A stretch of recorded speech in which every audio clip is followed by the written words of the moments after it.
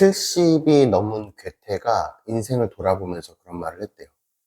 나는 삶을 살았고, 사랑했고, 그리고 많은 고통을 겪었네. 그것이 전부야.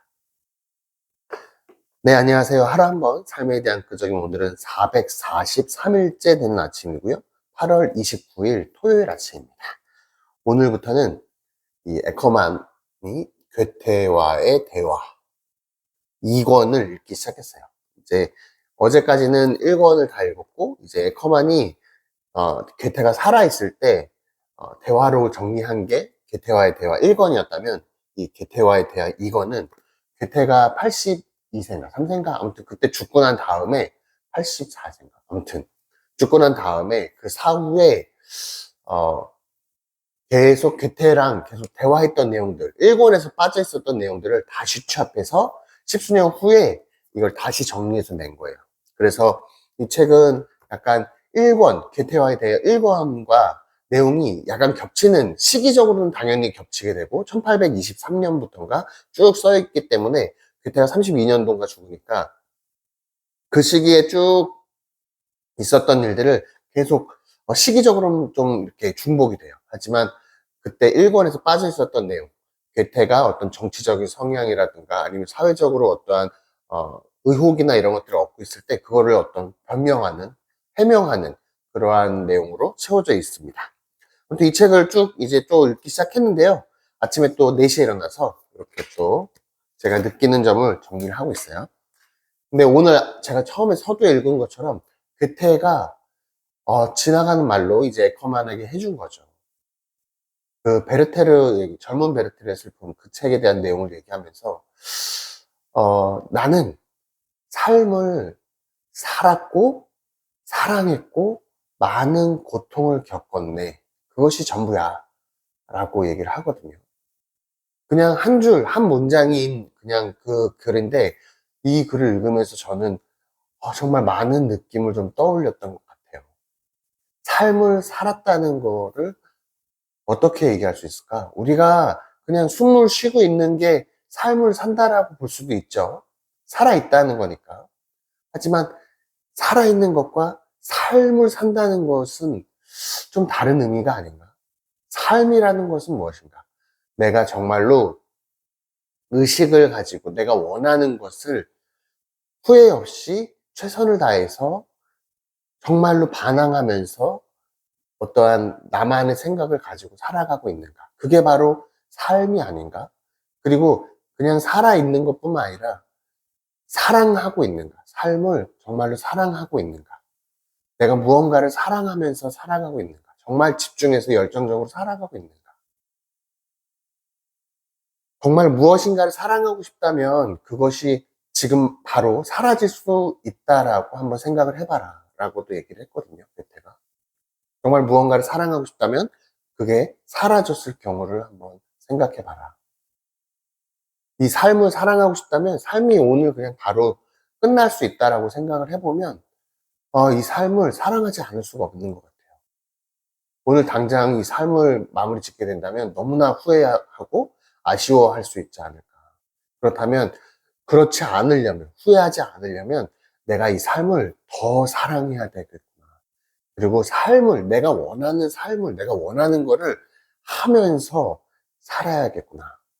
라는 생각을 계속하고 있습니다. 그리고 마지막에 또한 많은 고통을 겪었네. 라고 얘기를 하거든요. 그것이 전부야. 이 고통이라는 게 살아가면서 우리는 변화가 있어야지만 고통을 느끼잖아요. 뭐 니체가 그랬고 쇼펜하우어도 그랬고 뭐든 성공과 시련은 동전의 양면인 것처럼 고통과 행복 또한 항상 같이 존재한다는 것을 우리는 이해하고 있잖아요. 행복하다는 것은 고통 이후에 찾아오게 되는 거죠. 그리고 행복 이후에는 반드시 고통이 또 수반되게 돼 있잖아요. 인간이라는 그 의식이나 감정이라는 거는 항상 현재의 기준으로 해서 느껴지기 때문에 이 현재의 기준으로 해서 업, 다운이 느껴지기 때문에 행복의 끝에 올라가게 되면 당연히 내려가게 되는 거죠. 그럼 기준은 이 기준이 되니까 당연히 고통을 느끼게 되는 거예요. 인간의 감정이랑 항상 굴곡을 느낄 수밖에 없는 거죠. 변화하는 거죠. 세상 또한 계속 변화하고 있고 인간의 감정 또한 항상 변화하고 있죠. 그러면서 변하지 않는 것이 무엇인가를 계속 고민하는 게 어떤 철학이 아닌가 싶거든요. 또 오늘도 저는 이 한 문장에 그래서 와, 정말 많은 느낌을 받았고 내가 진짜 내 삶을 살아가고 있나? 그리고 내가 사랑하고 있는 것은 무엇인가? 내가 삶을 정말로 잘 살아가기 위해서 내가 정말 사랑하는 것은 무엇인가? 그리고 나는 많은 고통을 느끼고 있는가? 이 베르테르의 슬픔을 얘기하면서, 그때는 그런 얘기를 해요. 그러한 고통을 겪지 않은 것이 어쩌면은 정말 불행한 일이다라고 얘기하거든요. 막혀버린 행복, 저지된 행복, 이루어지지 않는 소원 등은 특정한 시대에 국한된 그런 장애가 아니라 모든 개인에게 주어진 불행이네. 만일 그런 시기가 살아가는 동안 단 한 번도 없다면 그것이야말로 불행한 일이다 라고 얘기하거든요. 정말로 그 어떠한 일에 막혀서 시련을 얻고 저지되고 그리고 무언가 목표를 했는데 이루어지지 않는 것, 이런 것들을 경험하잖아요, 우리는 살아가다 보면. 하지만 그러한 어쩌면 고통의 순간들이 바로 꼭 우리가 경험을 해봐야지만 되는 거고, 그러한 경험을 하지 않는 것이 어쩌면 더 불행한 일일 수 있다라고 개편은 얘기해요.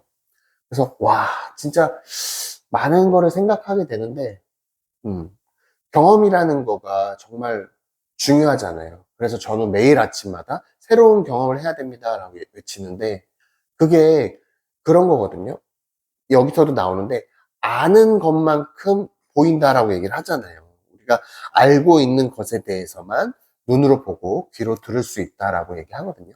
근데 알고 있다라는 게 뭐냐면, 이게 경험하지 않은 것은 알지 못한다라는 거예요. 경험을 해 봤어야지만 알고 있는 거죠. 이게 지식이라는 거, 책을 그냥 읽어서 내가 그러한 거를 안다라고 생각을 하지만 실제로는 알지 못하거든요.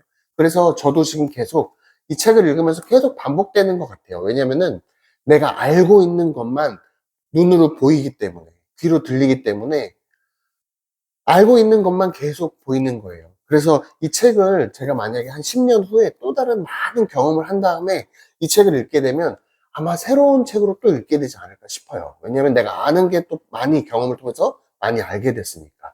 예를 들면 제가 니체의 차라투스트라는 지금 한 두 번, 세 번 읽었거든요. 몇 년 전에 읽었고, 또 작년에 읽었고, 그 다음에 이제 올해 또 한 번 읽고 싶은데, 예를 들면 그런 거예요. 제가 아는 만큼만 보이는 거죠. 경험한 만큼만. 그래서 많은 책을 읽는 게 중요한 게 아니라 그 책에 대한 내용을 내 걸로 만들려면 그 책을 100번 읽거나 아니면 정말로 내가 많은 다양한 경험을 하면서 그 책을 대입시키면서 읽어야 정말 책에 대한 내용을 내가 알게 되는 거 아닌가. 그런 생각을 오늘 또 아침에 하게 됐습니다. 정말 오늘도 많은 문구들이, 기억나는 문구들이 있는데, 뭐 이거를 하나하나 다 소개시켜 드리기에는 너무나 뭐 내용이 워낙에 방대해요. 그래서 계속 줄을 치면서 읽고 있는데, 그런 것들 뭐 하나하나 다 소개시켜 드리기는 어려울 것 같고, 뛰어난 작품을 계속 가까이 함으로써 교양을 함양하는 것. 그러니까 교양을 함양하기 위해서는 그냥 우리가 무언가를 알기 위해서 뛰어난 걸 옆에다가 계속 두면 자연스럽게 거기에 스며드는 거죠. 그렇게 되면 나중에 뛰어나지 않은 거를 딱 보게 되면 뭔가 어색한 거예요. 우리가 뭔가 영어 공부를 할 때도 그랬잖아요. 문장 같은 거, 많은 문장을 접하게 되면 그 문장이 중간에 어색한 거를 딱 발견해 되면 이게 이상하다라고 알게 되잖아요. 그런 것처럼 뛰어난 거를 계속 접하게 되면 이상한 거를 그냥 자연스럽게 느끼게 되는 거. 그런 것도 있었고, 뭐 민중에 대한 얘기들도 있었어요. 거대한 혁명도 결코 민중의 책임이 아니라 통치의 책임이다. 민중은 일시적으로 누릴 수는 있어도 영원히 억압할 수는 없으며 최하계층의 혁명적인 봉기는 제후들이 저지른 부당한 행위의 결과이다. 이게 결국에는 세상이라는 거는 다수의 대중에 의해서 변화하잖아요. 우리는 5%, 95%의 대중과 5%의 지도자, 아니면 2%, 실제로 사고하는 건 2%라고 하니까 의식하는 사람들에 의해서 세상이 변화된다라고 생각을 하지만 실제로 변화는 95%가 변화됐을 때 그냥 인류의 진화는 95%의 대중이 만들어낸 거죠. 근데 그 대중이 가는 방향을 2%나 5% 안에 있는 사람들이 계속 대중을 일깨워주고 뭔가 대중에게 더 좋은 면을 보여주면서 프론티어가 되는 거죠. 그리고 먼저 가서 조금 이런 게 좋은 게 있다라는 걸 알려주고 보여주면 대중이 그걸 보고 아 좋다라고 생각하면서 조금씩 천천히 변화하면서 대중이 95%가 변화했을 때 세상이 인류가 진화해오는 것처럼 변화해 가는 거죠. 그랬을 때 지금 세상에서도 우리는 5%, 2%가 되려고 노력은 하지만 결국에는 대다수의 사람이 세상을 변화하게 만드는 거예요. 그러니까 당연히 대중이 정말 중요한 거죠. 그래서 대중의 생각을 알려고 하는 거고. 그리고 2%에 3%, 모든 5% 지도자, 그들 또한 다 대중이거든요. 대중이 됐다가 지도자도 됐다가, 대중이 됐다가 지도자 됐다가, 변화 계속 그 위치에 따라서 바뀌는 거니까. 누가 대중이고 누가 지도자 정해지진 않은 거라고 저는 생각을 합니다. 대신에 계속 깨어있는 의식을 가지고, 또렷한 의식을 가지고 하루하루 뭔가 사랑하는 일을 막 하면서 무언가를 딱 깨달았을 때, 그거를 행동으로 옮기고, 그 행동이 95%가 봤을 때, 우와, 너무 나도 하고 싶다. 같이 변화해가자 라고 하면 그게 결국엔 대중의 어떤 행동으로 나오게 되고 그럼 전체적으로 변화가 되는 거죠. 저는 너무 그런 게 조금씩 그래서 대중의 생각을 이해하고 싶고 또 2% 3% 지도자 먼저 가는 사람들이 생각하는 사람들이 어떠한 생각을 가지고 가느냐도 계속 고민하게 되는 것 같아요. 설득의 심리학에서 보면 여러 가지 누르면 반응하는 것들 그런 것들은 이제 대중의 어떤 반응이라고 볼 수 있지만 결국에는 그러한 심리학이 있다라는 걸 알고 그거를 이용해서 활용하는 사람이 어쩌면 2%에 3%인 사람인 거잖아요. 하지만 그 사람들도 똑같이 95%처럼 행동을 하죠. 계속 왔다 갔다 하면서 반복되는 것 같아요. 아무튼 오늘 여러 가지 주제로 막 얘기하는 것보다는 처음에 제가 서두에 얘기했던 삶을 살았고 사랑했고 그리고 많은 고통을 겪었네. 그것이 인생의 전부야.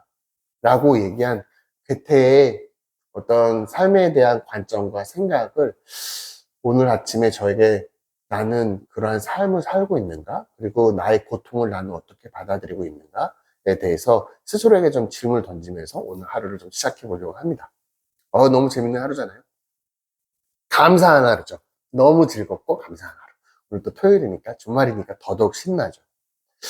아무튼 오늘 하루도 정말로 가치 있는 하루 그리고 정말 새로운 경험하는 하루 되시기를 진심으로 바라면서 오늘 하루 또 신나게 시작해 보겠습니다.